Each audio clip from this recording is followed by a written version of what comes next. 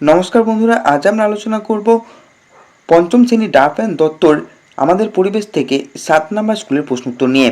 দেখো, প্রথমে আছে সঠিক উত্তরটি নির্বাচন করে লেখো। গন্ডারের খড়গ আসলে উত্তর হবে চুল। এখানে উত্তর, এটা লোম আছে, এটা উত্তর হবে চুল। ঠিক আছে। নেক্সট প্রশ্ন, সূর্যরশ্মির প্রভাবে আমাদের ত্বকে তৈরি হয় ভিটামিন ডি। নেক্সট প্রশ্ন, মাটির সজীব জৈব উপাদান হলো কেঁচো। নেক্সট প্রশ্ন, মানবদেহের সবচেয়ে বড় হাড় হলো ফিমার।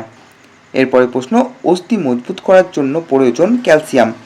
দুয়ের দাগের প্রশ্ন বলেছে নিচের বিবৃতিগুলির কোনটি ঠিক কোনটি ভুল বেছে নিয়ে লেখো।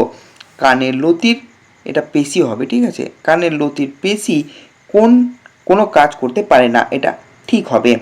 শোল একটি আঁশবিহীন মাছ, এটা ভুল, শোল মাছের আঁশ আছে। তিনের দাগের প্রশ্ন, নিচের প্রশ্নগুলির একটি বাক্যে উত্তর দাও। ওআরএস কিভাবে তৈরি করা হয়?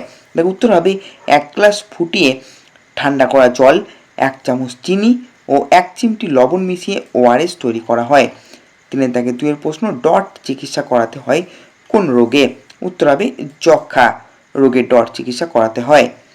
4 দাগের প্রশ্ন আছে শূন্যস্থান পূরণ করো।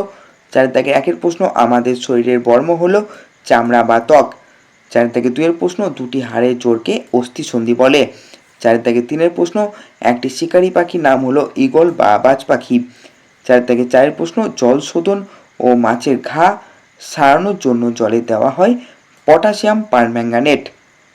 4 দাগের 5 প্রশ্ন, 1950 সাল থেকে ভারতে বাণিজ্যিকভাবে মাছ চাষের প্রসার এই সময় থেকে শুরু হয়। দেখো, 5 প্রশ্ন বলেছে নিচের প্রশ্নগুলির উত্তর দাও। প্রথম প্রশ্ন, মেরুদণ্ডী ও অমেরুদণ্ডী প্রাণী কাকে বলে? উদাহরণ দাও।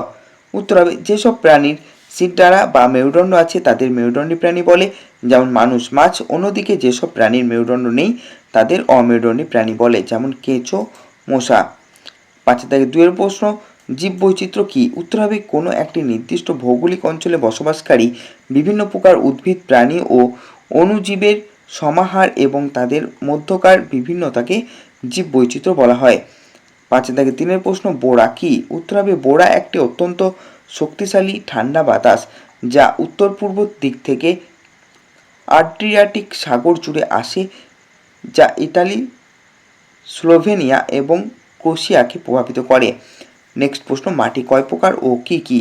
উত্তর হবে মাটি প্রধানত 3 প্রকার, যথা এঁটেল মাটি, বেলে মাটি এবং দোআঁশ মাটি।